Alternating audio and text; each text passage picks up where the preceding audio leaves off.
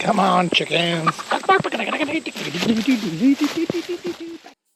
Hi guys, Amanda from Whitewood Acres. Thanks for joining me today. Well, here in southeastern Ontario, we get a pretty severe winter, so I'm winterizing my chicken coop and my chicken run.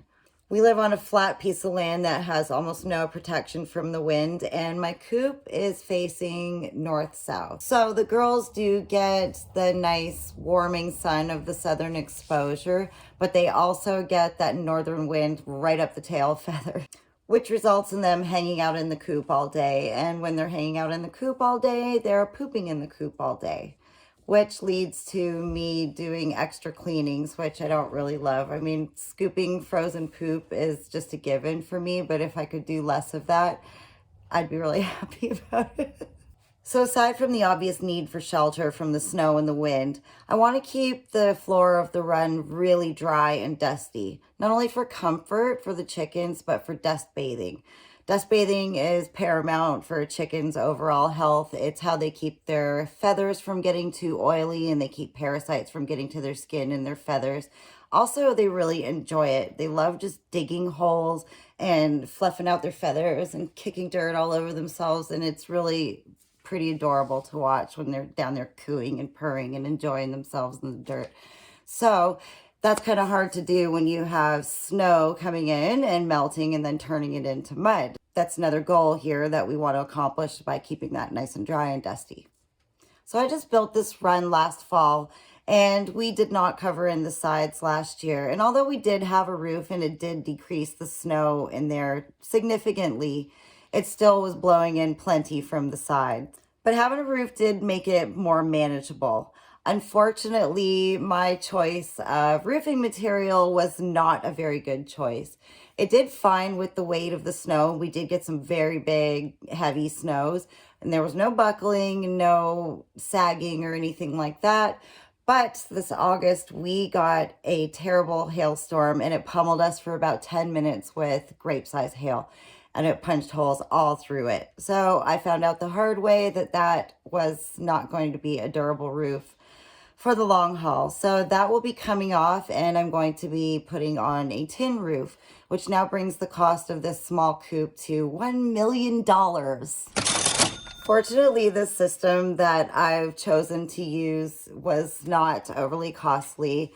And in fact, all in, it cost me just a little over $200. And that was to cover a 16 by 10 run. And honestly, the ease of the installation of this product made it worth every penny. I ordered my supplies from a Canadian company called Viva, and I'm not affiliated with them. I am also not affiliated with this product, so I'll give you my honest opinion on how I thought it worked for me. I got a 10-piece set of wire and lock channel, which comes with spring wire as well. You may also know it as wiggle wire.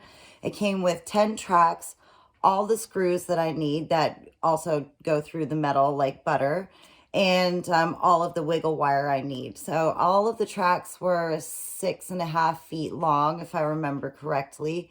And that complete package cost me $108. The second product I got were 8 by 25 foot sheets of polyethylene greenhouse film. It was a 6mm, I believe. And those cost me $50 each. I ended up using 2 to completely cover the run, and I actually had a little bit left over. So all in, it was about $210. So I'm showing you here in real time on a very windy day how quickly I installed this system. You just screw in the rails, and then you position your plastic where you need it to be. And I just use the wiggle wire. I just put it in a couple notches to use it as holders to kind of straighten my plastic to get started. And then away I went. And before I knew it, I had the whole wall done. So honestly, there was a lot of pros to using this system. I can't even think of a con. It was cost effective. It was incredibly easy. I could install it all by myself. I didn't need any help. I actually had to cut some of the rails, and I did use a grinder, an angle grinder with a metal wheel, but you could easily do it with a hacksaw. So this is very doable for one person, very affordable, and the chickens are going to be so happy this year, and it's going to be so nice for me too. Way less maintenance in the coop and way less maintenance with the shoveling and trying to make it all nice for them when it's just going to snow on it again. Live and learn. Live and learn. And my favorite part about this is that I can reuse this every year. So as long as my plastic will hold out, I'll just leave the tracks on there. And when it comes time to put the plastic back on, I'll just wiggle wire it right back on. And when I'm done, I'll take it off, fold it up, and put it away for the next season. So 10 out of 10, I would recommend it. And I honestly can't think of any cons. I had no issues with this. I'm very, very happy with it. I hope you enjoyed watching me winterize my chicken run. Thanks for watching, and we'll see you on the next one.